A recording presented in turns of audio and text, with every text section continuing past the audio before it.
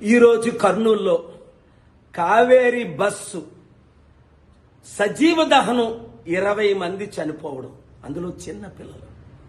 వారి కుటుంబాలకి శాంతి కలగాలని ప్రార్థిస్తున్నారు. ఒక దాదాపు 12-15 మంది బ్రతికి బయటపడ్డారు. వారు చెప్తున్న ఘటనలు చూస్తుంటే షాక్ అవుతాం.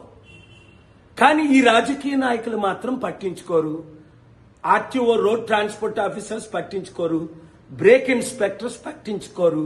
16 చలానాలు కట్టకుండా ఉన్న ఆ కావేరీ బస్సుకి 221 బస్సులు ఇమీడియట్ గా సీజ్ చేయాలి. ఆ ఓనరు ఎక్కడున్నాడో వినోద్ కుమార్ ని ఇమీడియట్ గా అరెస్ట్ చేయాలి. చనిపోయిన కుటుంబానికి 2 లక్షలు ప్రకటించడం కాదు ప్రధానమంత్రి, కనీసం ఓనర్ ద్వారా ₹1 కోటి ఇప్పించాలి. ఇలాంటి యాక్సిడెంట్లు జరగకుండా ఉండాలంటే అసెంబ్లీలో, పార్లమెంట్లో మంచి చట్టాలు తీసుకురావాలి. ఎయిర్ ఇండియా యాక్సిడెంట్ అయినప్పుడు అహ్మదాబాద్ లో 261 మంది చనిపోతే, అరే బాబు ఎయిర్ ఇండియన్ మినిస్టర్ రాజీనామా చేయాలంటూ ఒక్కడ పట్టించుకోలేదు సరికదా, అవార్డులు ఇస్తున్నారు వీళ్ళకి. పొలిటికల్ రాజకీయ కరప్షన్ ద్వారా ఈ దేశం సర్వనాశనం అవుతుంది. మనిషికి విలువ లేకుండా పోతుంది. ప్రశ్నించిన వాళ్ళని నోరు మూయించడానికి ప్రయత్నిస్తున్నారు. ఈ బస్సు ఓనర్స్ రాజకీయ నాయకులకి, ఆఫీసర్స్ కి ఇచ్చినంత డబ్బు ఇచ్చి తప్పించుకుంటున్నారు. చూద్దాం వీరిని అరెస్ట్ చేస్తారా చేయరా, చట్టాలు మార్చుతారా మార్చరా, ₹1 కోటి ఇస్తారా ఎవరా.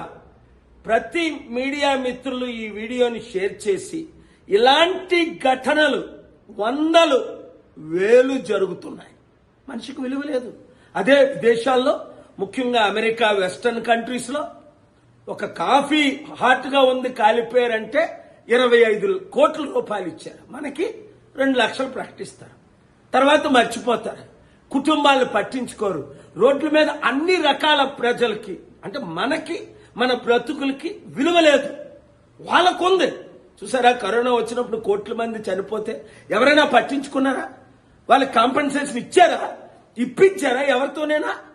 అంతే. మార్పు రావాలి. ఆ మార్పు మనమే తేవాలి. Do subscribe Saksham Vizag. Watch, like, share and comment. Thank you.